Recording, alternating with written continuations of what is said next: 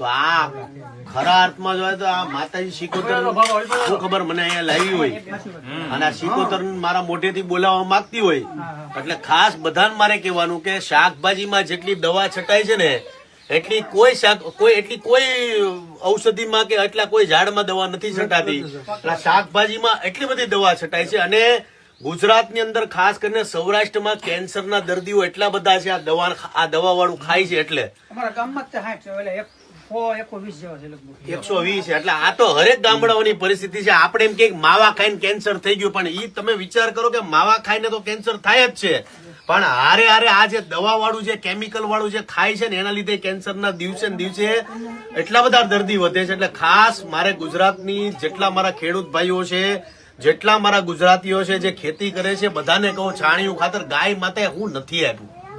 તમે જેટલું ગૌમૂત્રનો ઉપયોગ કરશો છાણિયા ખાતરનો ઉપયોગ કરશું ઓર્ગેનિક ખાતરનો ઉપયોગ કરશો ને એટલું આપણું ગુજરાત સમૃદ્ધ થાય. બાકી તમે વધુ પાક લેવામાં છે ને અમે બધા મરી જાય પછી કોને વેચશું આપણે? આ બધા મરી જાય પછી ક્યાં શાક વેચશું આપણે? એટલે ઉત્પાદન વધારો, કઈક મગજ લાવો, કઈક નવી યુક્તિ લાવો કે આપણે ઉત્પાદન કેમ વધારીએ કે પણ બને એટલે આ બધા દવાઓમાં પડોમાં રાસાયણિક ખાતરમાં પડવામાં નકર આવનારી પેઢી નાબૂદ થઈ જાય. આ જો આ સિકોતર કેવડાવતી હોય તોય હું કેવું એટલે દવા છાંટવાનું બંધ કરો, ઓર્ગેનિક ચાલુ કરો.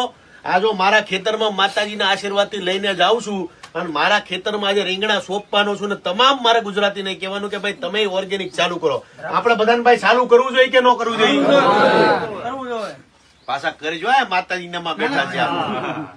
ગોરખીમાં લગભગ 10 થી 15 જણાએ તો શરૂ કરી દીધું છે. જેટલું જે ઓર્ગેનિક ચાલુ કરશે ને એ ખેડૂત ભાઈઓને મારો પૂરેપૂરો સપોર્ટ. એના ખેતરમાં હું પોતે આંટા મારવા જાય, હું પોતે ખેતી કરાવવા લાગે 1.5 દિવસ પણ કરો.